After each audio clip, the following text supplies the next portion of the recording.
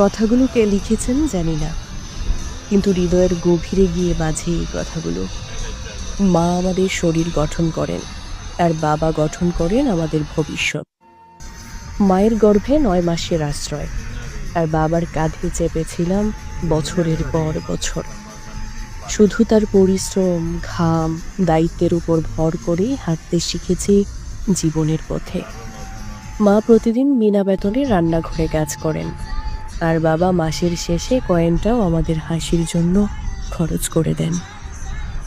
তবু ভালোবাসার প্রকাশে মা যেন রঙিন আকাশ, আর বাবা হন সেই নীরব বাতাস, যার অস্তিত্ব টের পায় তখনই, যখন তিনি একটু কম থাকেন। মা আমাদের প্রিয় খাবার নিজের হাতে রান্না করেন, আর বাবা দোকান ঘুরে ঘুরে সেটা খুঁজে এনে দেন। কিন্তু কৃতিত্বটুকু ঠিক মায়ের হাতেই থাকে।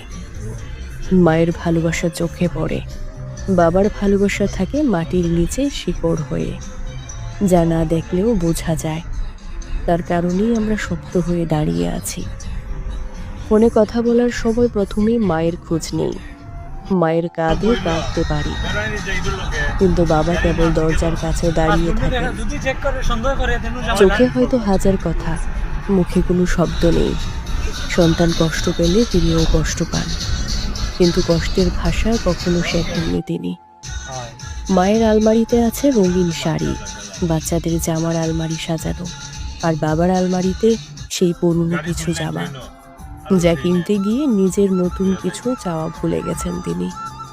মায়ের গয়নার বাক্সে সোনা রূপা, আর বাবার আঙুলে বিয়ের সময় সুরটাই তার বড় অর্জন, যা কখনো কোনো স্বীকৃতি চান না, কারণ তাতে জয় রাষ্ট্রের দায়িত্ব প্রতিশ্রুতি। কারণ তিনি জানেন বাবা সকালে বের হয় না, রোদ বাজারে কখনো ভেঙে পড়ে করে ফিরে আসেন রাতে। পাহাড় শুধু সন্তানদের মুখ দেখেই প্রাণ ফিরে। বয়সের ভারে একদিন তিনিও ক্লান্ত হয়ে পড়েন, তৃপ্তির হাসি। সন্তান ভাবে মা ঘরের কাজে সাহায্য করেন, কিন্তু বাবা আর কিছুই করতে পারেন না। কেউ ভাবে না তিনিই তো একদিন সব করেছিলেন। বাবা যেন সেই বাতিঘর, যিনি নিজের আলোতে নয়, অন্যদের পথ দেখাতে গিয়ে নিজে পড়েন।